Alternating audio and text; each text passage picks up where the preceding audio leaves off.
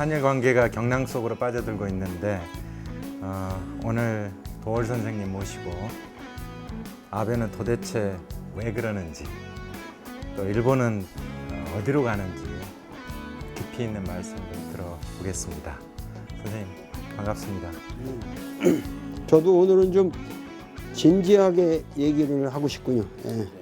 어쨌건 오늘 이제 본론이 한일 관계 문제여서요. 선생님 이제 외교 안보를 연구하는 그런 학자는 아니시고 이제 시대와 그 사상과 정신을 보는 그런 철학자시기 때문에 어떻게 보면 저는 근본적인 질문을 좀 드리고 싶습니다. 그래서 도대체 왜 아베 총리는 이런 무모한 경제 도발을 강행하는 것인지 이 상황이 어떻게 전개될 것으로 보는지 한 말씀을 일단 듣고 싶습니다.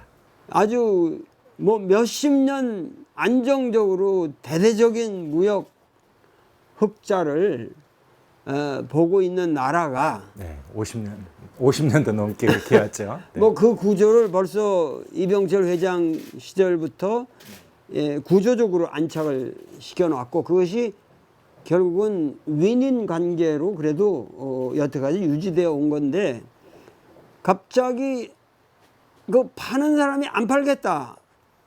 이거는 그리고 그것이 뭐 일본 경제가 지금 전 세계를 휩쓸 만큼 탁월한 강한 입장에 있는 것도 아니고 여러 가지 내적으로 외적으로 모순이 많은 지금 경제 체제 하에서 그런 행동을 한다는 것 자체가 가미카제 특공대와 같은 멘탈리티거든요. 그건 무슨 얘기냐 하면은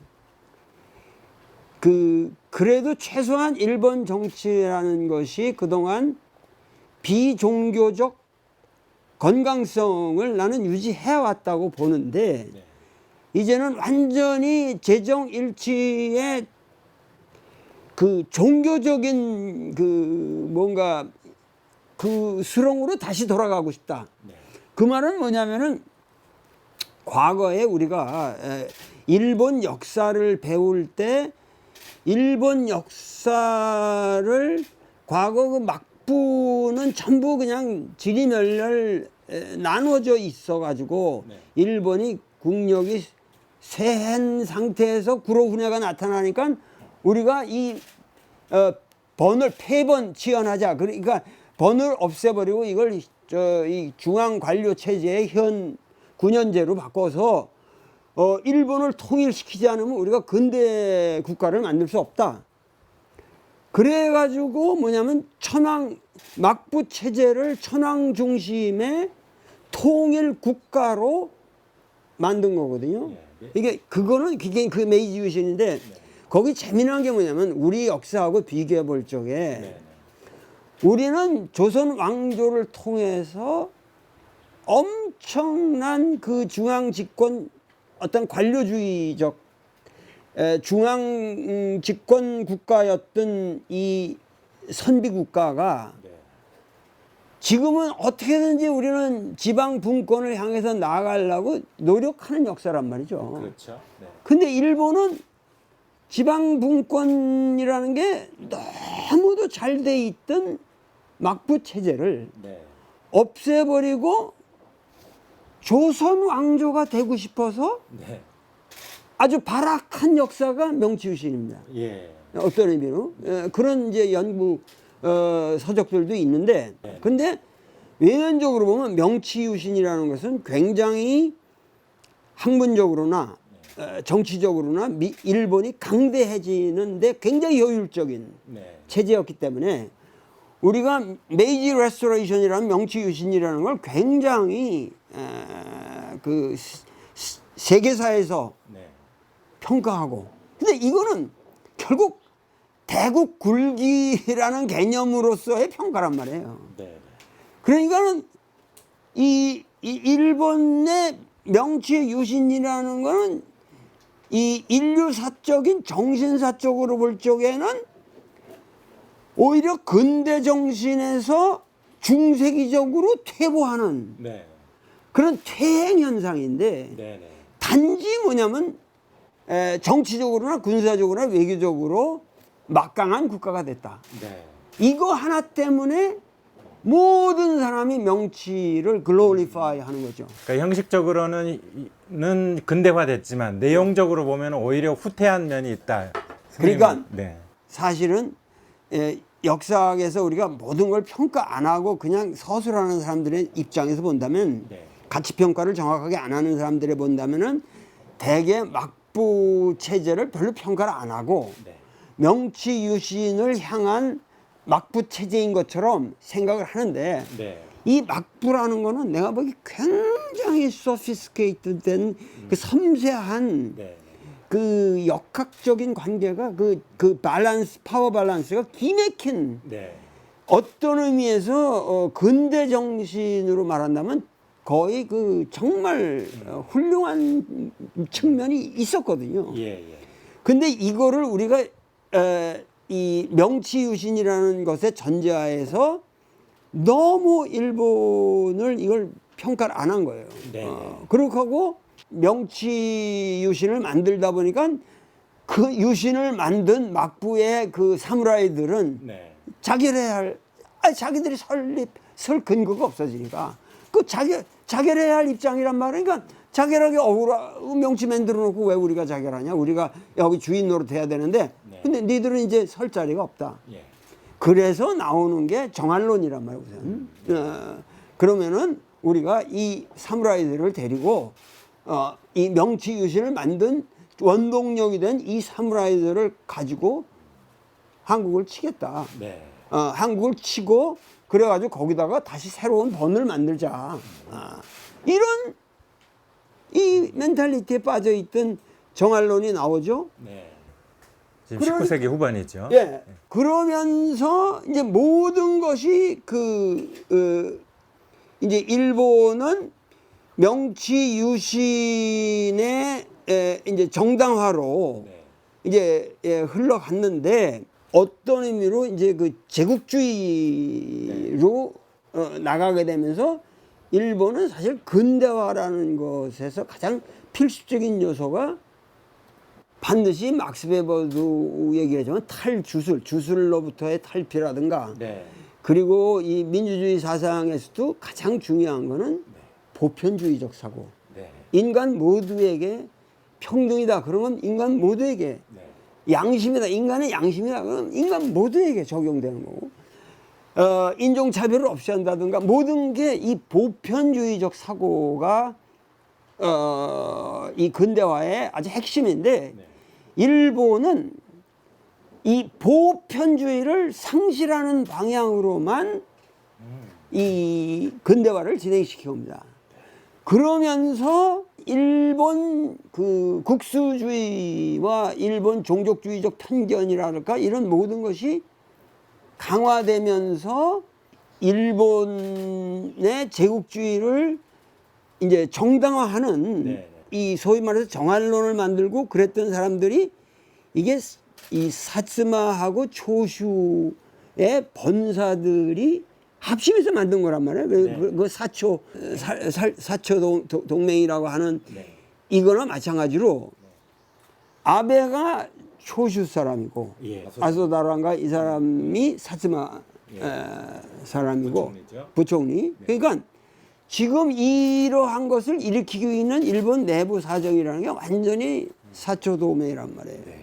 그러니까 명치 유신을 만들었고 정한론을 만든 핵심 세력들이 네. 다시 등장한 거예요, 일본에. 네. 그러면서 지금 이 나라는 이건 비정상 국가다. 우리 패전 시대 때 이제 미국이 여기를 통치하면서 네. 미군정이 통치하면서 헌법도 만드는 거고, 예. 그러니까 이따 헌법을 다 때려치자. 예. 우리가 결정해서 군대도 보유하고 우리가 마음대로 전쟁할 수 있는 국가가 돼야 네. 이게 정상 국가 아니냐. 이러한 논의가 맥히는 거예요. 지금 일본 국민에게는. 네. 양심 세력이 있는 국가라고 한다면 그래도 네. 우리가 이 천황제를 모시고 여태까지 살아온 결과가 이렇게 잘못된 것인데 네. 지금 은퇴한 그 천황만 해도 예.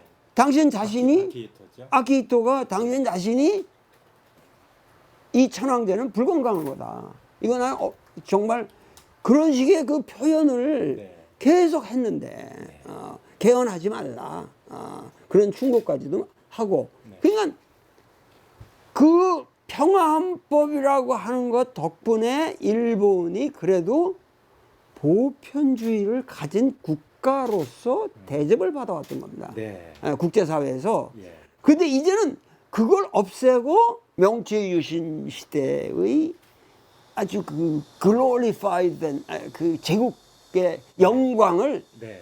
이 명치라고 하는 이 일본 문화의 꽃빛을 우리가 되찾자. 네. 지금 뭐냐면 완전히 네.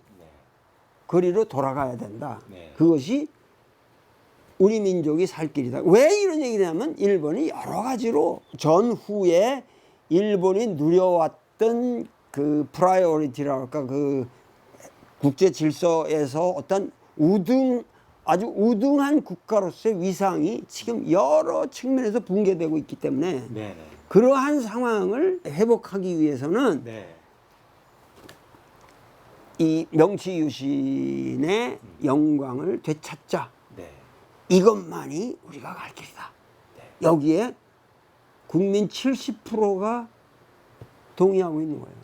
그런데 그렇게 돌아가면 명치유신으로 돌아가는 것이 어떻게 보면 일본이 더 후퇴하는 길이고 정신사적으로 더 쇠퇴하는 길이다. 이렇게 우리가 볼 때는 그렇게 볼 수밖에 없지 않습니까? 예. 그러니까는 그런 것을 언론이라든가 지식인들이 대거 그런 상황에서는 일어나서 네. 이건 안 된다. 우리가 6월 항쟁이고 이런 게 다 그런 군국주의적인 퇴행 현상에 대한 네. 왜 우리가 전두환에 한 거랬습니까? 그런 걸 하잖아요. 우리 민족은. 네. 한민족은 네. 지금 여기서 누가 집권을 해도 누가 어떻게 해도 그런 정의롭지 못한 행위를 하고 그릇된 가치관을 국민에게 씌우려고 한다면 우리 국민은 바로 저항합니다. 그런데 일본은 그걸 저항하지 않는다고 하는 것이 오랜 기간 동안에 이 천황제 중심의 이거를 여기에 완전히 종교적으로 세뇌돼 있는 거죠. 국민 자체가. 예. 그래서 이 정치와 종교가 분리되지 않은 국가죠. 그래서 이 정당도 공명당이나 이런 건 네. 뭐냐면은 뭐 자민당도 어떤 의미에서는 천황 모신 그 일종의 종교적 정당이거든요. 예. 그러니까는 이 막부도 그 옛날에부터 형식적으로는 자기들은 독자적 권력이 아니라 천황을 모시는 권력으로서의 자기 자리만 바꿔간다고 생각했지 거기서 혁명이라는 게 없거든요. 그렇기 때문에 일본 역사는 혁명이 없는 역사고 그런 의미에서 변화가 없는 천황제의 구조화에서 변화가 없는 구조였기 때문에 모든 정치 세력이라는 게 종교화되어 있다는 거죠. 예. 그러나 우리나라는 만약에 어떤 뭐 불교 뭐 기독교를 만약에 표방하고 나온다 그러면 그 대접 못 받죠. 네. 어떻게 그게 정당으로서 활동할 수 있습니까? 그러니까 우리나라 민중은 그토록 그 기나긴 세월을 여태까지 왔어도 네. 세계 어느 민족보다도 정확하게 그러한 오히려 민주주의의 최기본 네. 정치라고 하는 것은 종교의 지배를 받으면 이건 안 된다 하는 그 정신이 뚜렷한 민족. 이거는 예. 전 세계적으로 거의 대한민국밖에 없습니다. 아직. 네. 이거는 이 고귀한 자산과 이런 것을 가지고 있는 국민의 입장에서 네. 나는 이 아베노믹스에서 저질러지고 있는 이 아주 근원적인 죄악상을 나는 극복해가는 데에 자신이 있다고 생각합니다. 예. 참여연 선거, 참여연 의원의 절반을 바꾼 선거 지난 21일이었는데 그 선거 결과가 어떤 사람들 상당히 절묘하다 뭐 이런 이야기도 하는데 선생님은 그 선거 결과를 보면서 일본 국민들에 대해서 어떤 생각을 하셨는지 한번 그것도 많이 신문들이 뭐 상당히 뭐 압승이라는 뭐 그런 엉뚱한 이 표제를 뽑고 막 그러는데 그 잘못된 거거든요. 사실은 개헌선이 충분히 나올 거로 생각을 했단 말이에요, 이 사람은. 근데 안 나왔거든요. 그러니까 뭐냐면 우리 친구들, 난 일본에서 교류하는 많은 사람들을 생각하면은 이 개헌은 안 된다. 왜냐면은 사실은 일본이 위대하게 될 수 있는 기회가 사실은 있었거든요. 그건 뭐냐면은 자체적으로 일본은 절대 천황제를 폐지할 수가 없는 거고, 그러나 전쟁 동안에 사실은 가미카제 특공대도 하고 뭐 지금도 텐노에이카 만사이를 부르지만 네, 천황폐하 만세. 속으로 이 사람들은 얼마나 멍이 들었는지 몰라요. 일본의 보통 사람이라면. 네. 그러니까 다시 그런 세상에 온 데는 끔찍하죠. 자기도 생각해봐도. 그리고 일본의 예술가들이 그린 뭐 나는 그 니주요노 히토미라고 저 24개의 눈동자라는 그런 영화 같은 거 봐도 얼마나 그들의 그 이 반전 의식이라도 이런 게 치열했거든요. 그러니까 그런 세력들의 입장에서 본다면은 그야말로 메가더가 그 당시 천황을 전범으로 재판을 해서 그 천황제를 없애줬더라면 일본은 정말 위대한 나라가 될 기회가 있었죠. 그런데 그때에 국공내전이 중국에서 벌어지고 있었기 때문에 모택동이라는 함수도 불안정했고, 그리고 자기들이 여러 가지로 볼 적에 그 메가더의 입장에서 일본이라는 나라를 그렇게 만만하게 보지를 않기 때문에 그 사실 2차 세계대전에 뭐 엄청난 패전이라고 해도 엄청난 난동을 부리는 엄청난 세력 아니에요. 그러니까 이 세력을 내가 와서 새롭게 다스린다고 그럴 때 천황의 지원이 없이 내 명령을 받아들일까? 그래서 그 당시 뭐라 그러냐면 천황을 살려야 너는 또 하나의 새로운 푸른 눈의 쇼군이 돼서 이 나라를 다스릴 수 있다. 그러니까 메가더는 그런 의미에서 여러 가지 작전적으로 그러면 천황이 그러고 찾아왔잖아요. 그 전후에 자기 메가더 사무실로. 그건 잘 있을 수 없는 거죠. 그 천황이 비굴하게 찾아가서 목숨 구걸을 하잖아요. 그러니까 그럼 너는 살려주겠다. 그러면서 일본 사람들 법학자들 보고 전부 니들 헌법을 우리가 새로운 헌법을 만들어 봐라.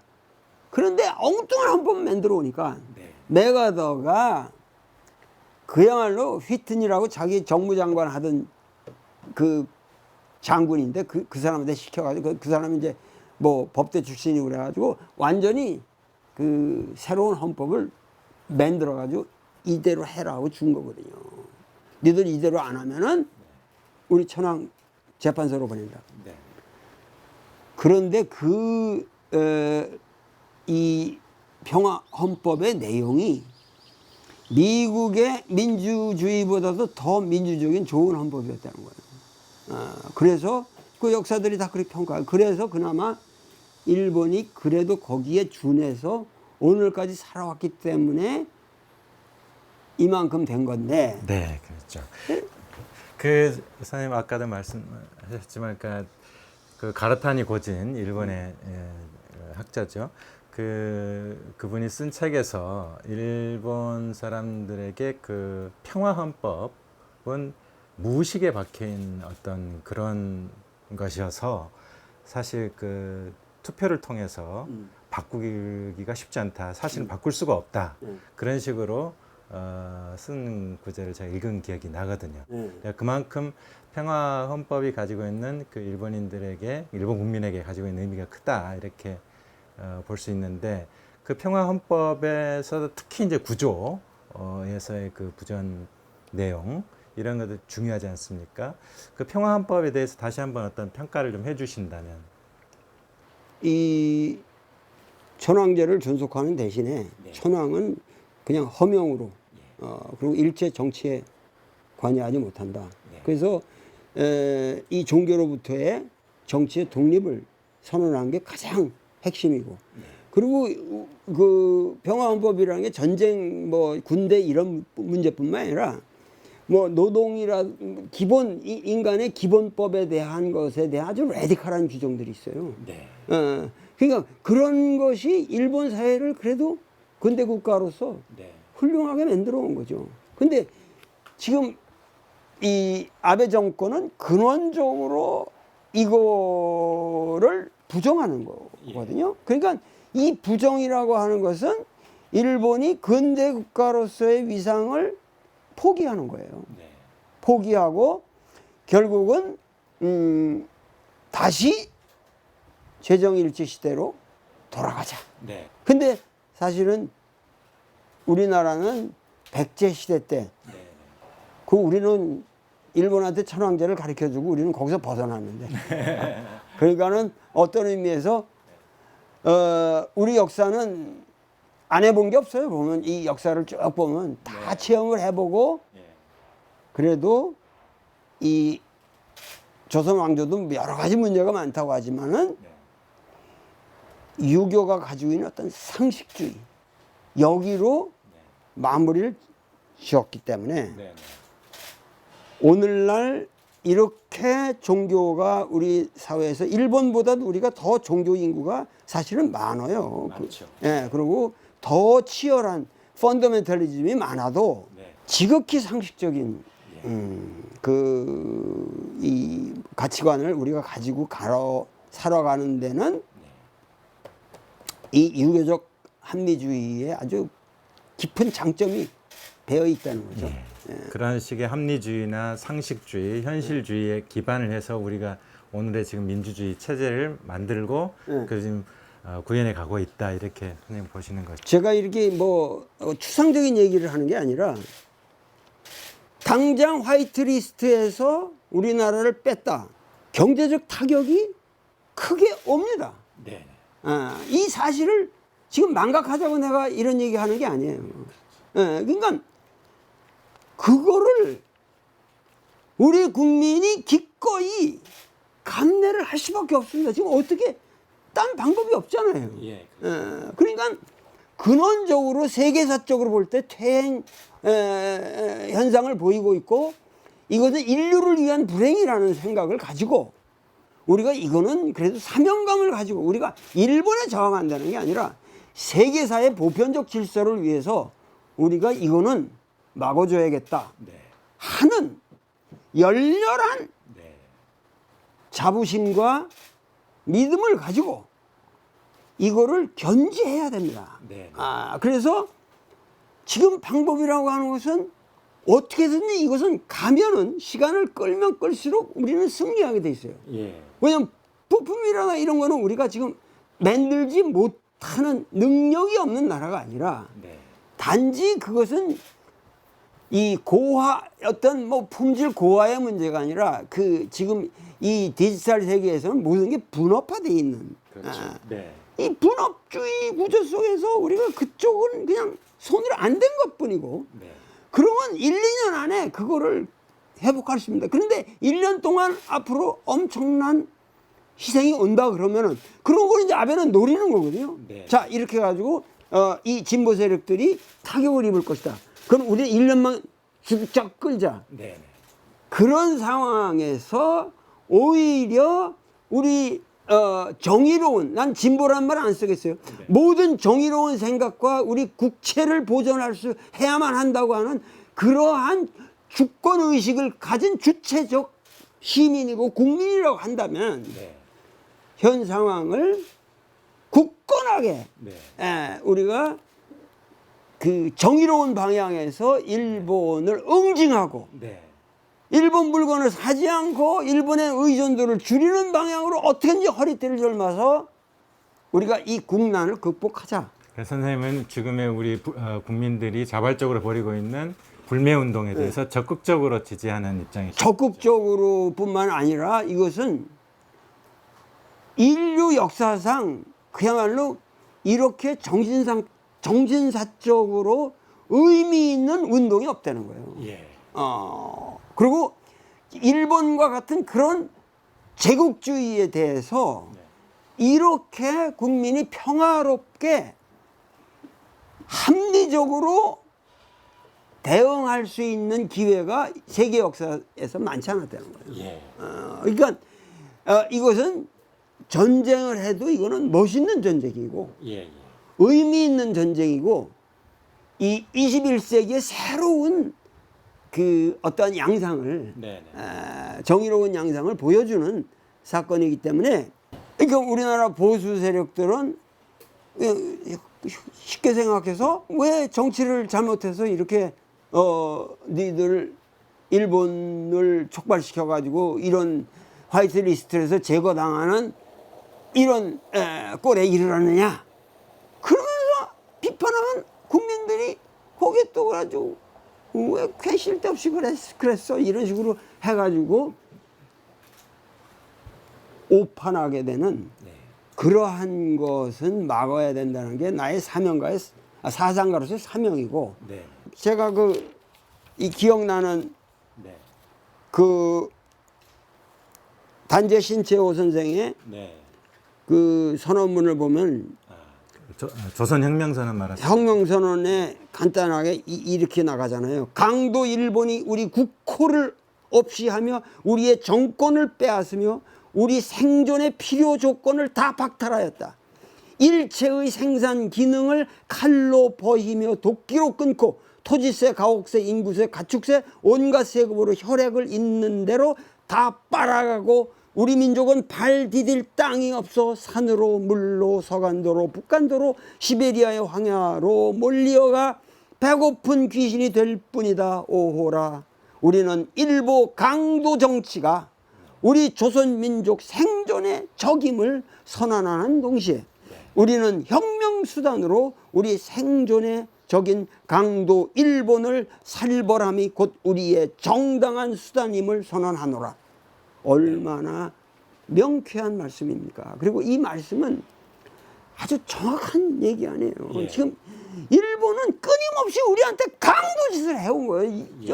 그야말로 임진년에 우리 쳐들어와 주십시오. 그런 걸 했냔 말이에요. 지들이 쳐들어온 거 아니에요. 그렇죠. 네. 그래가지고 모든 절간마다 가면 다 임진왜란한테 타지 않았다는 데가 어디 있어요. 그 절간만 탔겠습니까? 모든 집이 다 탔겠죠. 네. 그 민중이 그렇게 당했는데 이게 강도 몇 천배 강도란 말 가지고도 모자라죠.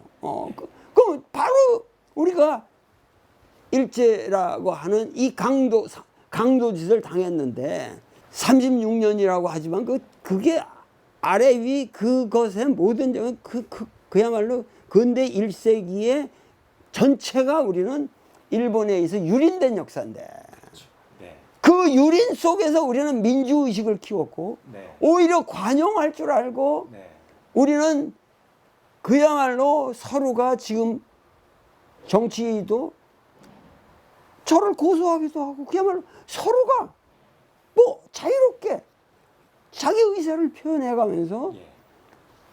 뭔가 길을 가고 있기 때문에 예. 겉으로 보면 아주 그 일본의 강도짓을 찬양하는 그런 세력이 상당한 것처럼 착각하고 있는데 네. 역사의 이 대세라고 하는 것은 정의로운 방향으로 흘러가는 것은 헤겔이 말한 이 보편사의 정치기라는 거죠. 네. 그래서 촛불혁명이 일어난 지 얼마 안 됐고 네. 이것에 의해서 지금 새로운 촛불혁명에 나는 새로운 시작이 지금 네. 그야말로 이루어지고 있다. 그러기 때문에 지금 이 순간이야말로 국민들이 그야말로 우리가 국제보상운동을 했던 예. 그 일본이 그 국채 때문에 우리가 나라 팔리게 됐는데 국민들이 다 일어나서 국채 갚자. 네. 근데 그것도 못하게 그렇게 악랄하게 방해를 하고 그랬잖아요. 그러니까 네. 지금도 우리나라 이 토착 왜구라는 놈들이 네. 국채보상운동을 젊은이들이 하는 거죠. 네. 이게 우리가 이게 이래서 되겠냐? 그러는 것에 대해서 지금 그거를 막고 싶어 가지고 온갖 이 언론이나 뭐 SNS나 이런 걸 동원해서 조작을 하고 있는데 네. 나는 그 예를 들면 일본 근대화, 일본 때문에 우리가 근대화되는데 도움을 받았다. 네, 식민지 근대화론이죠. 식민지 근대화론 같은 거가 기껏해야 이런 사태에서도 토착 왜구들의 논리예요. 그렇죠. 네. 그거밖에 없어요. 근데 그거 내가 조사해 보면은 네. 그 주장 열심히 주장한 분이 이번에 선생님 또 고소하지 않았습니까? 하여튼 그런 거를 나는 학자인 입장에서 그런 측면도 있다. 난 인정해요. 네. 내가 부정하는 사람이 아니에요. 그런데 왜 우리가 하필 일본의 강도짓에 의거해서 근대화를 했어야만 한다고 생각을 하느냐. 그것이 더 효율적이고 더 나았고 그것이 더 질서 있고 좋았다. 네. 이런 개소리가 어디 있어요. 자, 이런 것에 있어서는 우리 젊은이들이 그런 논리에 자꾸만 속아 넘어가는 것 같은데 우리 젊은이들이 깨달으셔야 될 것은 여기에는 합리적 논의라는 것은 의미가 없습니다. 일단 정확한 가치 평가를 해야 됩니다. 네. 정확한 가치 평가를 하고 거기서부터 우리가 문제를 풀어가야지. 그런 의미에서 정말 저도 안타깝고 어떻게든 젊은이들 한 사람 한 사람 만나서 다 설득하고 싶고 예.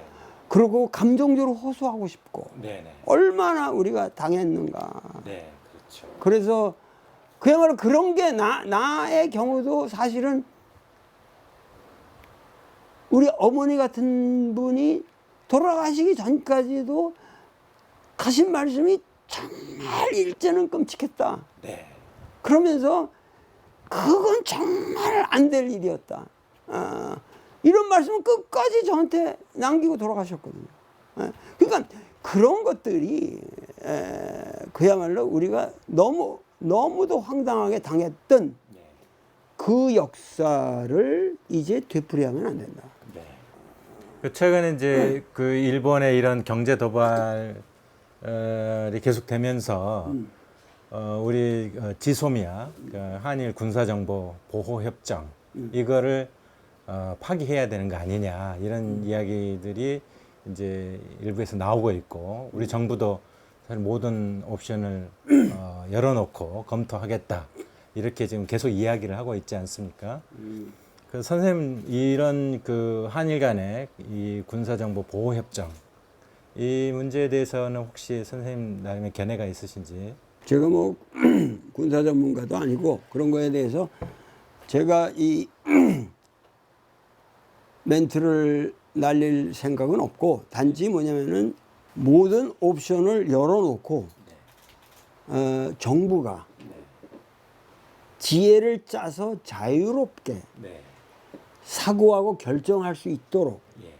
만들어주는 것이 우리 국민들이 해야 할 일입니다. 네. 이거는 뭐냐면은 너 왜 이렇게 해서 경제적으로도 조금이라도 우리가 이거 후퇴했지 않느냐 네. 이런 식으로 정부를 쪼아대면 예.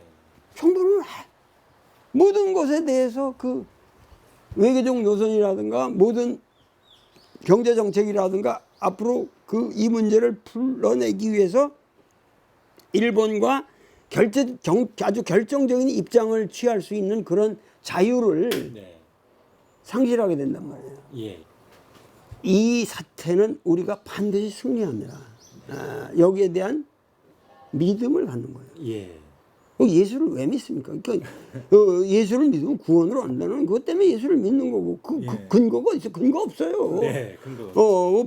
불타를 왜 믿어요? 해탈할 수 있다는 그 스님의 한마디는 믿고 다 믿는 거예요. 네. 그리고 관세음 보살을 외치는 건데 네.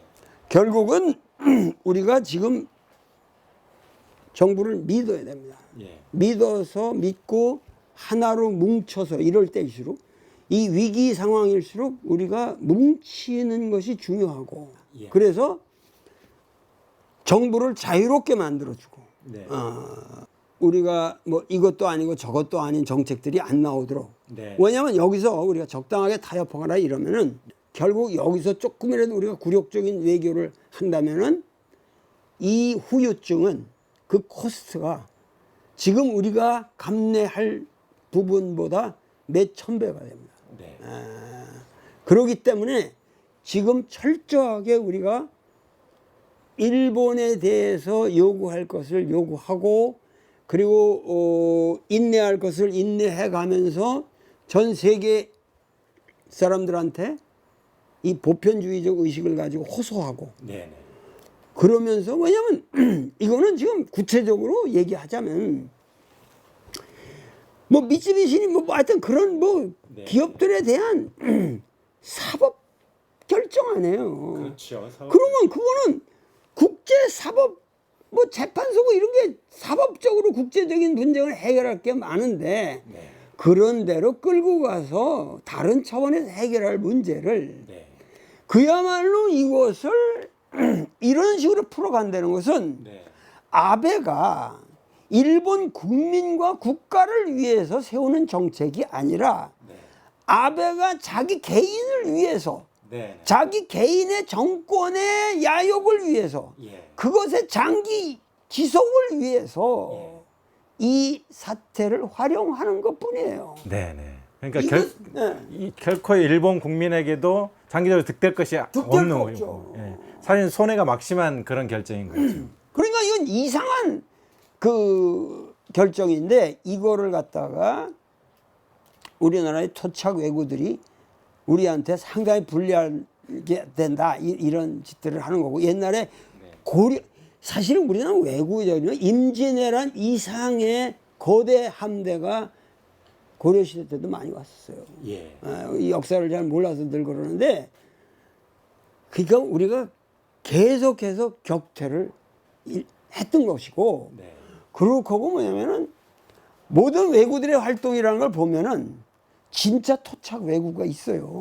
네. 섬진강 저 주변이나 저 제주도나 뭐 어디 저 이쪽 그 남해 해안선에 네. 토착적으로 살고 있는 외구들이 있다고. 예. 그래가지고 이들이 항상 길을 안내하고 정보를 주고 이래가지고 외구가 오는 거지. 외구가 그냥 생으로 가자 그러고 오는 게 아니에요. 네. 그러니까 모든 외구 활동에 실제로 우리나라에 토착 외구들이 있었다고요. 네. 그러니까 오늘날도 그 토착 외구 노릇을 하고 싶어가지고 안다라는 이 세력들을 우리 국민이 믿고 그들의 논리가 합리적이다, 일리가 있다, 네. 이런 개소리가 어떻게 통할 수 있냐는 말이에요. 그렇죠.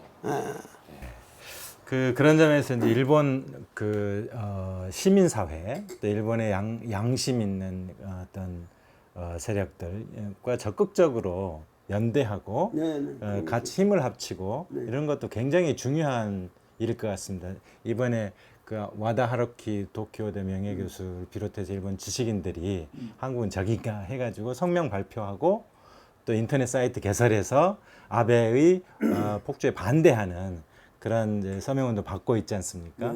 그런 것에 대해서 선생님의 어떻게 평가를 하시는지. 뭐 하타다 다케시라든가 그런 일본 와다 하루키라든가 뭐 그 일본의 그야말로 양심적인 예. 지식인들이 많고 그 일본의 특히 기독교인들이라면 신사참배 거부했던 사람들 이런 양심인 그런 우찌무라 간조의 그 후계자들이라든가 그리고 나는 내 친구가 아주 훌륭한 학자가 시경의 학자인데 네. 그 사람이 사츠마 출신이라고 해서 사츠마 예. 라고 그랬더니 대가 왜 사츠마라고 왜냐면 예. 그 밑에 있는 조그만 사츠마 밑에 그 소속돼 있는 섬 출신이더라고. 예. 그래가지고 사츠마 본에 얼마나 착취를 당했는지 네. 사츠마 사람으로 돼 있는데 사츠마에 일을 가는 그런 친구더라고. 그래서 오키나와 사람들도 그렇고 모든 그 일본에도 그 복잡합니다. 그리고 개인적으로 그야말로 사석에서 얘기를 하면 일본이 지금 크게 잘못 가고 있다고 하는 것을 아주 성토하는 사람들이 많죠. 근데 그 일본은 저보고도 부러워하는 것이 예. 학자적 양심이라는 게 예. 그런 이 우익의 그런 폭력과 네. 이 거기에 대한 공포가 암암리 있어요. 친구들 보면. 그래서 사실은 우리나라는 그렇게 언론의 자유라는 게 천황제가 있는 한은 네. 본질적으로 없는 거다. 예, 일본의 경우. 일본의 경우. 예, 그러면서 참 딱하다고 예, 예. 그런 얘기를 나한테 계속 하고 그런 거를 또 술을 먹다가 서로 울기도 하고. 예. 어떻게 보면 그러니까 일본이 그 학생 운동이라고 할까요? 또 이런 그 사회 운동이 가장 왕성했던 게 1960년대, 70년대 초까지 그랬던 것 같고 그 시절에 학생 운동 세력은 특히 이제 천황제 반대하고 혁명을 주장을 했는데 그게 이제 사실 전공투로 해서 조건파로 해가지고 결국은 실패했다고 그럴까요? 몰락해버리고 그러면서 일본이 변혁의 동력을 서서히 상실해 간 것이 아닌가 하는 생각이 듭니다. 그러니까 일본 근대사라고 하는 것이 아베까지 오기까지 뭐냐면은 그러한 건강한 세력들을 살려주는 방향으로 간 것이 아니라 네. 그게 결국 그런 양심 세력들의 저항이 있었는데 그 저항을 아주 철저히 분쇄시켜 갔죠. 그게 이제 에코노믹 애니멀이니 경제를 빙자해가지고. 그 일본에 유학한 시기가 1974년부터 77년 동경대 동양철학과에서 이렇게 석사학위를 중국철학과에서 석사학위 그때 하셨죠. 그 시기로부터 거의 이제 40년 좀 넘었나요? 그 사이에 많은 그 변화가 생긴 것 같고 일본 사회도 정말 많이 바뀌지 않았을까 그런 생각이 드는데 선생님 체감적으로는 어떻게 느끼시나요? 내가 댕길 때만 해도 뭔가 이렇게 고전적인 냄새라고 그럴까 굉장히 품격 있는 사회라고 말할 수 있는 뭐가 있었어요. 네. 근데 요새 나는 느끼는 게 너무 이 일본인들이 품격을 상실해 가고 있다. 네. 그렇고 일본 사회의 가장 우리랑 다르게 뭐냐면은 장인 존중의 사회거든요. 예. 뭐든지 크래프트맨십, 장인들의 그런 어떤 치열한 솜씨라든가 이런 것들이 심미적으로 아름답고 네. 모든 것이 탁월했는데 결국은 알고 보면 이 장인 문화라는 게 장인들이 옛날 나라 해안 이 시대로부터 뭐냐면 직접 유명한 장인들이라는 게 전부 천황으로부터 우지라고 해서 씨를 받아요. 자기 성씨를. 네. 그러니까 모든 장인 문화가 그렇게 극도로 이렇게 발전한 것이 천황제랑 결탁이 돼 있는 거거든요. 그래서 장인들의 위상이 우리나라의 장인들하고는 상상도 할 수 없이 높죠. 네.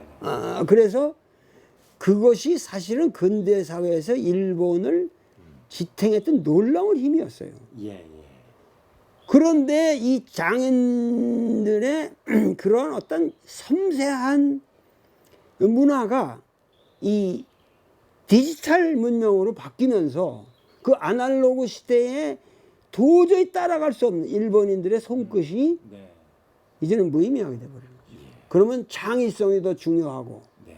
오히려 더 그런 장인들의 철저함보다 자유로운 상상력이라든가 네. 새로운 시대에 적응해가는 어떤 빠른 네. 모험 정신과 행보가 필요한 이 시기에 네. 일본인들은 외골수의 장인 정신, 천황에게서 우리는 성씨를 받은 위대한 가문이다. 네. 그런데 아베가 딱 등장해서 그런 소리 하니까 딱 다시 들어맞는 거죠. 네. 이제 우리의 본령을 회복할 때가 왔다. 이 건방진, 이 천박한 문명에서 우리는 이제 다시 우리 전통적인 격조를 회복할 수 있다. 네. 이 착각하는 거죠. 네. 그러니까 이런 거를 우리가 알아야 돼요. 근데 이거는 분명히 일본이 잘못 가고 있는 겁니다. 자기들이 탈피해야 할 역사를 오히려 찬양하고 이게 반야심경에 내가 저기지만 전도몽상이라는 말이 나오거든요. 반야의 지혜를 얻게 되면 이 전도된 몽상들이 다 사라진다.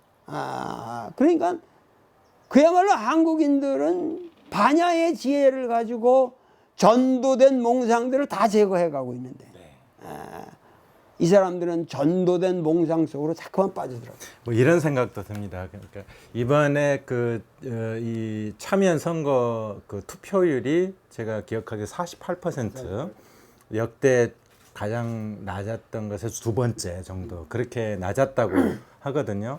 그러니까 어떻게 보면 일본의 그 전체 사회가 굉장히 침체되어 있으면서 우익들만 이렇게 이제 기세를 올리고 있는, 전체적으로 일본 국민들에게 어떤 정신적으로 약간 히키코모리 같은 그런 것들이 좀 배어들어 있지 않나, 약간의 패배주의가 좀 만연돼 있지 않나 하는 그런 생각도 들거든요. 이걸 좀 확 이렇게 세우지 않으면은 아베의 이 독주를 근원적으로 막을 장치가 없지 않겠나 하는 그런 생각도 한편으로는 듭니다.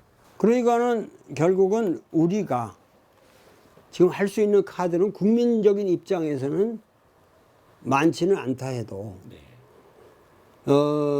우리가 관광에 뿌리는 돈이 그게 작은 돈이 아니고, 그리고 이 일본의 지방 경제에는 상당히 타격이 크기 때문에 우리가 철저하게 여행을 가지 않고, 그리고 일본 물건을 불매운동을 철저히 벌리고, 이런 것을 그 일본 사람들이, 한국 사람들은 저런 거 해봐야 뭐 조금 하다가 마는 거다, 이런 식으로 안일한 대처를 할 때에 우리가 치열하게 이 운동을 장기화될지라도 전개해 나간다면은 일본이 그 한국을 깔봤던 그러한 시각을, 그러니까 일본은 아직까지도 한국을 식민지로 바라보고 있는 거예요. 지금 자기들이 지배하고 있다고 보는 거죠. 그러니까는 이 지금이야말로 우리가 본질적으로 일본의 식민지로부터 이제야 나는 벗어나는 시기가 왔다. 그래서 제가 새로운 반민특위의 기회가 해방 후에 유실됐는데 이제야 그 역사는 그 정황을 다시 드러내고 있고, 이 반민특위의 기회가 왔다. 내년 총선이야말로 반민특위의 새로운 법정이다, 이런 얘기를 했는데 결국은 우리가 지금 이제서야 본질적으로 과거에 상상도 못했던 경제적 그 침탈 상태, 그리고 우리가 느껴왔던 경제적 열등감에서 이제야말로 우리가 본질적으로 일본을 벗어날 기회가 왔다. 일본은 결정적인 이제 실수를 되풀이할 수 없는, 우리는 그 구조적인 의존도에서 비로소 벗어나게 되는 것이고, 그렇게 되면은 이제 떳떳한 우리 국가가, 한국이라고 하는 이 나라가 떳떳한 그야말로 자주적 그 독립국가로서 설 수가 있고, 그렇게 되어야 비로소 일본인들이 자각을 한다는 거죠. 그리고 아까 말한 그런 일본의 양심 세력들을 우리가 그 사람들이 힘을 가질 수 있도록 도와주는 길이라는 거예요. 그렇게 해서 일본 사회도 변화가 올 수 있다면, 최소한 나치 독일의 그 이후에 독일계 지성인들의 변화와 같은 그러한 수준의 변화를 일본이 가져올 수 있다면 그건 세계 역사를 위해서 굉장히 다행스러운 일이다. 그래서 얼마 전에 하토야마 유키오 일본 총리 지냈던 분이 한국인이 이제 됐다 할 때까지 사죄를 계속해야 된다, 그런 이야기를 했거든요. 그러면서 그 서대문 형무소인가요? 거기서 무릎을 꿇기도 했습니다. 이런 점에서 어떻게 보면 일본이 어떤 도덕적 선진국으로서 국제사회 일원으로 당당하게 이렇게 나타날 수 있는 그런 어떤 자세를 이 하토야마 총리가 보여준 게 아닌가 싶어요. 그러니까 이런 것들이 좀 일본의 어떤 지식인들이나 지도층에서 적극적으로 이런 태도가 있어야 되는데 그게 상당히 지금 부족하지 않나, 그런 생각이 듭니다. 그러니까는 결국은 한일 관계라고 하는 것은 기본적으로 뭐 식민지 36년간의 그 역사, 네. 그거를 전제로 하지 않고서는 우리가 도대체 의미 없는 거죠. 그 풀어야 되고, 그리고 그 시기를 통해서 비로소 우리는 좌우가 뭔지도 몰랐는데 사실은 좌우라는 개념이 진정하면서 이념적으로 네. 구라파처럼 무슨 이념적인 좌우가 아니라 친일하는 놈들하고 항일하는 우국지사들의 이것이 결국은 우리 역사를 지배하게 된 거예요. 그러니까는 좌우라는 사실 이념도 없어요. 예. 일본 놈한테 아부하는 놈이랑 이게 그래도 되겠냐? 하는 거예요. 사실은 우리나라 이념이라는 게. 네. 예. 누가 지금 저 막스를 공부하고 공산당 선언을 제대로 읽고 그 구라파에서 공산주의가 발생하게 되는 근원적인 이유를 아는 사람이 우리나라에 누가 있어요. 그러니까 결국은 이 일제 식민지라고 하는 이 문제는 우리한테 너무도 뼈저린 아픔이고 네. 이것은 우리가 반성해야 할 역사지. 네. 이 안에서 무슨 일이 일어났든 그것을 찬양하고 그 식민지 근대화론을 만든다고 하는 것은 그건 아까도 말씀드린 근본적인 도덕적 관념이 잘못된 거란 말이죠. 네. 그러니까 여기서 우리가 그 일본의 식민지 문제를 이제야 결국 경제 의존도에서 우리가 완벽하게 벗어나는 것이야말로 우리 역사가 식민지 청산을 하는 것이고 친일파의 지배로부터 우리가 벗어나는 것이고 토착 왜구를 쓸어버리는 것이고 우리 사회를 정화하고 우리 사회가 그야말로 지혜로운 반야의 세계로 가는 것이다 하는 그러한 입장을 대대적으로 지식인들이 설명하고 그리고 정부도 자신을 가지고 이런 일만은 우리 국민들 우리 정부의 입장을 지원해 주십시오 하고 솔직하게 얘기하고 호소하고 단결을 호소해서 나는 이 사태를 극복하는 것이야말로 세계사의 진보라고 생각합니다. 그 아베 정권은 지금 이런 한일의 이런 복잡한 이런 경랑에서 그 기본적인 관점의 차이가 있는 것 같습니다. 그러니까 아베 정권을 비롯한 일본 우익은 이 일제 식민 지배를 근원적으로 합법적인 것이다라고 이렇게 간주하는 것 같고 우리는 기본적으로 이것은 불법 침탈이다라고 보는 것 같고 그 불법적인 어떤 강점 위에서 저질러진 이런 불법적 행위들에 대해서 일본이 혹은 일본 기업이 배상을 해야 된다. 이게 우리의 입장 아닙니까? 그런 식으로 아주 근원적으로 부딪히는 면이 있는 것 같습니다. 그러니까 그게 뭐냐면은 일본 아베는 아직까지도 그 아베 같은 그런 이 조슈 사람의 멘탈리티 속에서는 한국은 우리의 식민지다 이거예요. 지금도. 그럴 거고 이거는 우리가 다시 다스려야 되는 경제적으로도 곤욕을 먹이고 정치적으로도 문재인 정권 같이 그런 사람들이 까불지 못하게 이게 만들어야 된다. 우리가 그런 힘이 없다면 이게 말이 되냐? 우리의 영광을 되찾자. 일본 우익들은 환호하죠. 그러니까는 일제에서 일어난 모든 것은 우리 자국 내의 문제이므로 한국에 뭐 배상을 하고 뭐 보상을 하고 그런 거 없다. 근데 아까 말씀드렸지만 신채호 선생님 강도놈들이라는 거죠.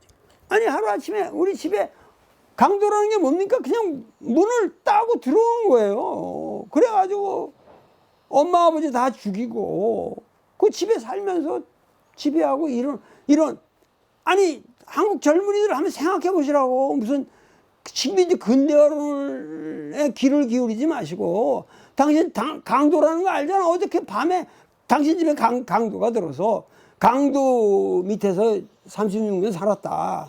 그걸 어떻게 정당화해요? 그걸 어떤 방식으로도 그 강도 밑에서 사는 것보다는 우리 스스로 사는 것이 더 옳은 방식이죠. 옳은 삶의 방식이죠. 그러니까 이 강도놈들의 역사에 대해서 어떠한 논리도 통하지 않아요. 그렇기 때문에 오늘 우리가 해야 할 일은 그런 거 보상, 배상, 법적인 거를 지금 논할 수 있는 시기가 아닙니다. 왜냐하면 이 사람이 사법질서를 가지고 국제 사법질서에 호소한 것도 아니고 이런 식의 그냥 또다시 하나의 침탈의 그런 안을 내놓았다면 우리는 거기에 대해서 똑같은 방식으로 저항해서 우리의 실력을 보여주는 수밖에 없는 거죠.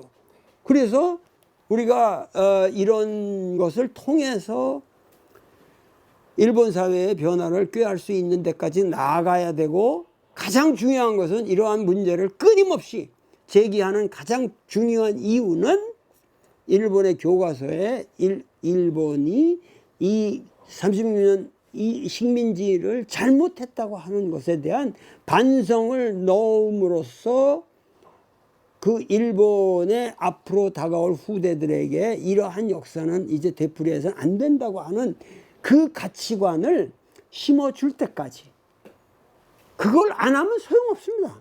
무슨 누가 사과했다 그 개소리입니다. 사과해봐야 소용없어요.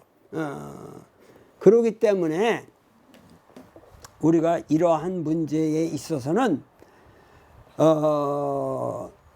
독일이 전후에 취했던 그런 것 이상의 일본이 그 자세를 취해야 되는 것은 너무도 당연한 것이고, 그렇게 함으로써 유럽 공동체가 탄생되고 유럽이 독일의 그래도 반성으로 인해서 그래도 그 격 있는 그런 어떠한 유럽 전체의 모습을 유지했듯이 우리나라 동남아도 지금 일본의 반성만 이루어진다면 이 아시아 공동체라고 하는 것은 서로가 윈윈하는 그런 새로운 상생관계로 갈 수 있는 거거든요. 약간 그 좀 열기를 좀 식힌 차원에서 그 선생님 이번에 그 펴내신 책 20살 반야심경에 반하다, 미치다. 그 제가 꼼꼼히 다 읽었는데 예, 아주 재미있게 읽었고요. 여기서 특히 제 눈에 띄었던 것이 이제 우리 이제 불교를 선불교다 이렇게 이야기하지만 그게 이제 정과 해의 종합이고 또 교와 선의 종합이다 이렇게 이해를 하시면서 해가 없는 그러니까 해가 없는 선, 또 교가 없는 선은 무의미하다 이런 말씀을 하시는데 그 부분이 가장 좀 우선 눈에 띄었습니다. 그래서 그 어떤 선에 대한 좀 근본적인 관념에 좀 변화가 좀 필요하지 않냐 하는 그런 생각을 이렇게 자극하는 그런 말씀이셨거든요. 그러니까는 한국의 불교를 선불교라고 생각을 하는데 나는 한국의 불교는 선불교가 아니다. 선불교가 아니고 선이라고 하는, 그러니까 워낙 그 불교가 탄압을 받으면서 그 탄압할 때는 그 선종만이 살아남을 수밖에 없어요. 왜냐하면 선을 하는 사람들은 자립 능력이 있어요. 자기가 밭 갈고 뭐 스스로 자립할 수 있는 경제력의 기반이 있고, 그러면서도 독자적으로 생존하는, 개인으로서 톡을 해서 살 수 있는 그런, 그렇기 때문에 당나라 때 범란에도 이 선종은 살아남았거든요. 그러니까는 우리나라도 조선 왕조의 그런 탄압 속에서 교종이 쇠락하고 선불교가 이렇게 득세한 것은 사실이지만 그게 선불교가 아니라는 거지. 그 사람들 속에서는 다 교종의 그런 어떠한 모든 이론이 체화되어 있는 거지. 그래서 우리나라의 선불교는 사실은 이거는 불교의 흐름을 종합한 통불교지, 이 선불교가 아니다. 이 통불교라는 말 자체가 그 불교의 항상 원래 정신을 추구했다. 근데 그 원래 정신의 바탕에는 그 아주 뭐 근본 불교라든가 하여튼 그런 이 불교의 원래적인 것도 있지만은 그것을 가장 정확하게 그 표현한 것은 대승사상이었고 네. 그 대승사상이라는 거는 반야사상과 더불어 출발한 것이기 때문에 반야사상에 대한 새로운 이해가 필요하다. 그렇기 때문에 한국 불교는 사실은 뭐냐면 그 대승불교의 출발이 반야사상이라고 한다면 대승불교의 종착역이 선불교였기 때문에 이 한국의 선불교는 바로 반야사상을 계승한 것이고 반야사상과 직결되어 있는 것이다. 그러니까 한국 민중들은 그 선사들의 어록을 좋아하지 않고 네. 그야말로 반야사상의 반야경전의 가장 핵심을 표현한 금강경과 반야심경을 사랑했다. 그리고 아마 세계적으로 우리나라처럼 일본 불교만 해도 그렇게 금강경 독송하고 반야심경을 그렇게 보편화되어 있질 않아요. 그러니까 우리 불교는 결국은 반야사상인데 그 반야사상에 대한 이해가 부족하다. 그래서 그것을 역사적으로 규명하고 그리고 반야사상의 특별한 그 의미가 결국은 모든 이념의 초탈이라고 봤기 때문에 그런 식으로 이제 연결을 한 거죠. 네, 그렇군요. 어쨌건 그 반야라는 게 결국 그 해고 지혜라고 할 수 있고요.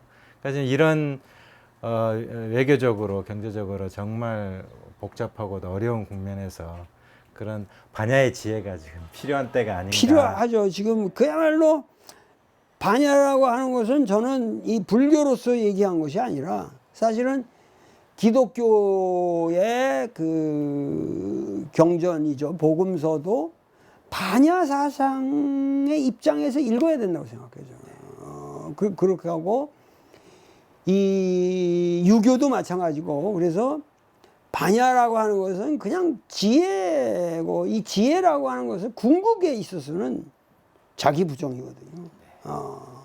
그래서 그거를 갖다 나는 이 공사상이라고 하는 것을 내가 궁극적으로 도달한 결론은 이러하다. 나는 족도 아니다. 이렇게 이제 썼지만은 그것은 뭐냐면 나의 이 아나트만, 그러니까 아트만 나라고 하는 그 실체를 부정하는 그 사상이 결국은 오늘날 우리에게 있어서도 나의 신념이 절대적이다. 이것이 아니라 오늘 변하는 이 정세에 있어서 우리가 과연 나의 아상을 가지지 말고 우리 아버지가 친일파였던 뭐 했던 이런 거에 대한 아상을 가지지 말고 지금 우리 사회가 요구하고 있는 정말 진공묘유의 지혜가 무엇이냐 이거를 찾아서 우리가 공통분모를 찾자. 그런 의미에서는 끊임없이 자기를 죽이는 그 노력을 해가면서 일치점을 찾아가자. 그러니까 흔히 뭐 소환이 대안이 이런 말들을 하지 않습니까? 그런데 사실 그 아상에 대한 집착이면 소하고 그 아상을 부정하고 이제 넘어서면 대하로 갈 수 있는 건데 한국이나 일본이나 정치 지도자들, 국민들 모두 그 작은 자기에 집착하는 것에서 넘어서서 크게 나아가고 나를 넘어서 큰 나로 나아가는 것 이게 이제 대화의 어떤 관점 아니겠습니까? 그렇게 된다면 한일이 얼마든지 대화할 수 있고 서로 상생할 수 있고 좋아할 수 있지 않을까. 그런 점에서 사실 무아이기 때문에 우리가 대화일 수 있다 이렇게 본다면 선생님의 이 책에서의 가르침도 굉장히 중요하지 않나 그렇게 생각을 합니다. 맞습니다. 그래서 이제 그거를 맹자 같은 사람은 소체를 버리고 대체로 나아가자 하는 얘기나 다 사실은 뭐 유교 그리고 뭐 기독교도 사실은 자기를 버리고 십자가를 걸머져야 된다. 반드시 십자가를 걸머진다고 하는데 자기를 버린다고 하는 얘기가 마가복음에 거기 분명히 있거든요. 그러니까는 그러한 조금 너그러운 자세로 사태를 바라보자. 이것은 제가 국민들한테 뭐 어떠한 입장을 가지고 이념적으로 제가 설득을 하는 것이 아니라 일제 36년의 비극이라고 하는 것은 너무도 억울하게 처참하게 당한 것이고 이거에 대한 이 죄악상에 대한 것은 우리가 어떠한 방식으로 청산돼야 되는 역사고 그런 것에 대해서 우리가 허심탄회하게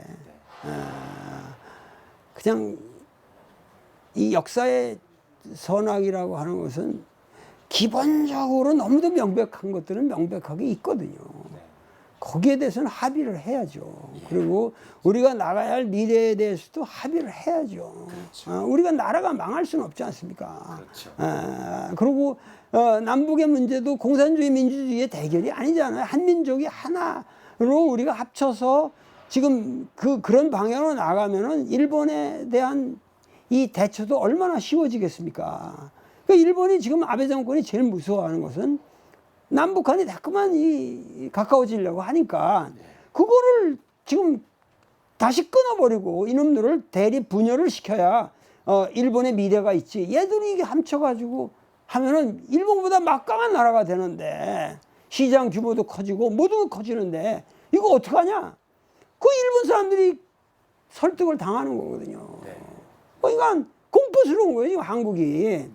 그 우리는 그런 엄청난 가능성을 가지고 있는데 반해서 걔들은 가능성이 줄어들고 있는 나라거든요. 우리는 가능성이 막 불어나는 나라예요.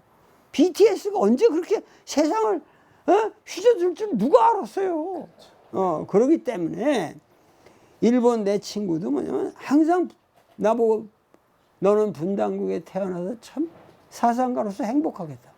왜? 그랬더니 야 너는 꿈이 있지 않냐. 그 북한이라고 하는 엄청난 공백이 있지 않냐. 두려움이기도 하겠지만 그 가능성 아니냐. 거기에 도전할 수 있고 거기서 어떤 새로운 걸 창조할 수 있는 너의 드림랜드다. 이러면서 부럽다. 일본은 꽉꽉 맥혔다 그래요. 여기서 산다고 하는 거는 그 일본에서 불교학을 한다?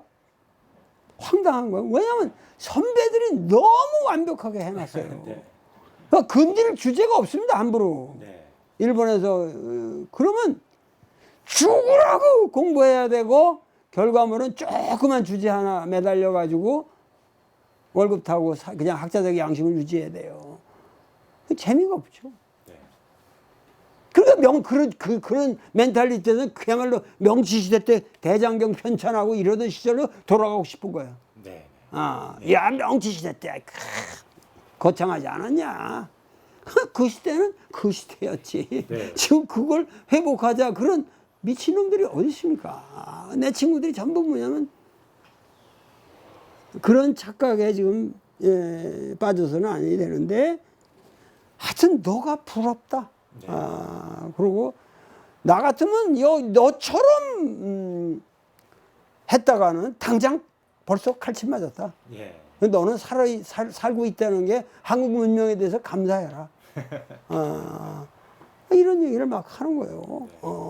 그러니까는 우리 역사가 이게 분단의 역사고 비극의 역사가 아니라 이거야말로 우리에게 주어진 축복이다.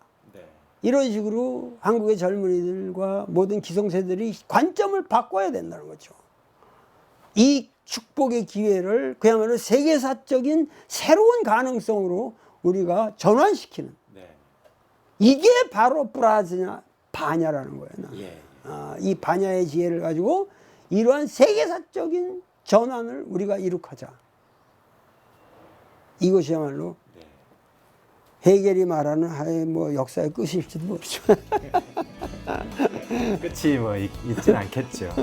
선생님 오늘 이야기 정말로 깊이 있고 알차고 배울 게 많은 그런 말씀 해주셨는데 더 마지막으로 하고 싶은 말씀이 있으시면은 하여튼 이 일본 문제는 못된 그야말로 보수 세력이라고 할까 하여튼 그런 분들이 감정적으로 대처하지 말자. 조심조심하자. 좀 성숙한 인간이 되라. 이런 언어에 우리가 속아 넘어가면 안 된다는 거죠. 어디까지나 이런 문제는 우리가 감정적으로 정의로운 감정을 가지고 대처할수록 우리는 합리적이고 이성적인 인간이 되는 겁니다. 이런 문제에 있어서는 감정적인 함수를 맥시마이즈 시키는 거야. 최대화시켜야 되고, 그래서 우리가 다시는 이러한 유산을 우리 후손에게 남겨주지 않겠다고 하는 그러한 결의를 보여줘야 된다. 이것으로서 제 말씀을 끝내고 있습니다. 감사합니다. 도올 선생님 긴 이야기 많은 공부가 됐고 또 이걸 보는 시청자들도 굉장히 큰 공부가 됐을 거라고 생각합니다. 고맙습니다. 네, 감사합니다.